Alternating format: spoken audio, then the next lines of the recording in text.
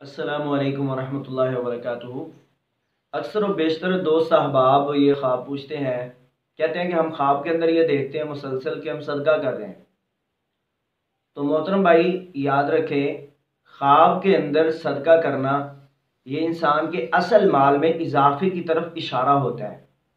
امام ابن سیرین کے پاس ایک آدمی آیا، اس نے کہا کہ بڑے عرصے سے میں تجارت کر رہا ہوں،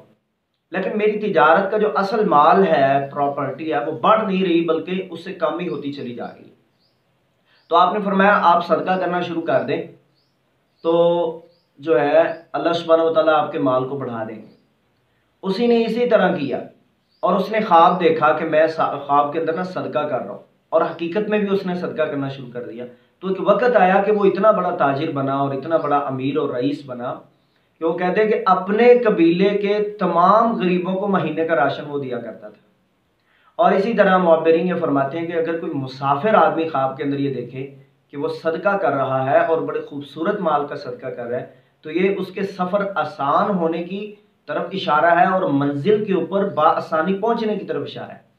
اور اسی طرح اگر کوئی بیمار آدمی خواب کے اندر یہ دیکھتا ہے کہ وہ صدقہ کر رہا ہے، تو یہ بھی اس بات کی نشانی ہے کہ اس کی جتنی بھی گہری بیماری ہے وہ ختم ہو جائے گی۔ اور اسی طرح اگر کوئی پریشان حال،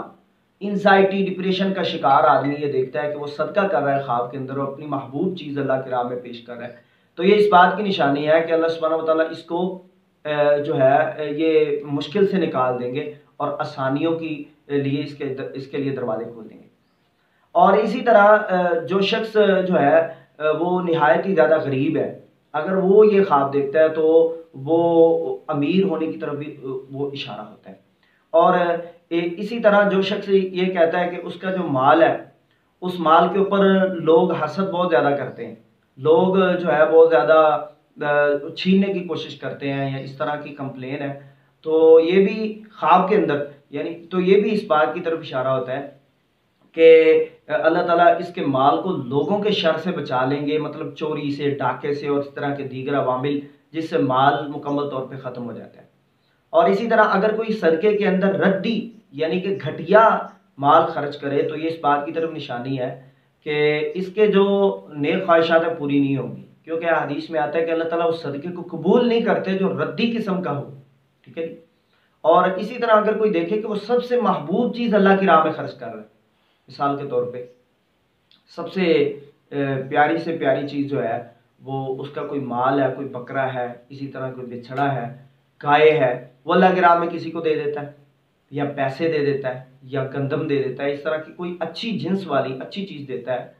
تو یہ اس بات کی طرف اشارہ ہوتا ہے کہ اللہ کے ہاں یہ انسان زیادہ محبوب بن جائے گا، کیونکہ اللہ سبحانہ وتعالیٰ نے اس بات کا کھلے عام اعلان کیا ہے کہ اللہ اس کا صدقہ قبول کریں گے جو صدقے میں سب سے بہترین چیز اللہ کی راہ کے اندر خرچ کرے گا۔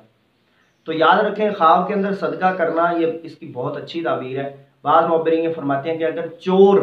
وہ خواب کے اندر صدقہ کرے تو یہ اس بات کی نشانی ہوتی ہے کہ وہ چوری چھوڑ دے گا، کیونکہ صدقہ اللہ کے ڈر سے ہوتا ہے، اور اللہ کا ڈر ایسی چیز ہے کہ جو ہر گناہ سے انسان کو پیچھے ہٹا دیتی ہے۔ اور اسی طرح اگر کوئی انسان یہ دیکھے کہ وہ صدقہ کا مال چوری کر رہا ہے، یعنی صدقہ کا مال کسی نے اکٹھا کر کے رکھا ہے بیت المال میں، تو یہ بدبخت اس کو چوری کر رہا ہے، تو یہ اس بات کی نشانی ہے کہ یہ اپنے ہاتھوں سے اپنے منصب کو ضائع کر دے گا اور اپنے ہاتھوں سے اپنے مال کو برباد کر دے گا۔ تو برے خواب سے بچنے کے لیے جو ہے آپ صدقہ کریں، کیونکہ صدقہ آنے والی بلاؤں کو ٹال دیتا ہے۔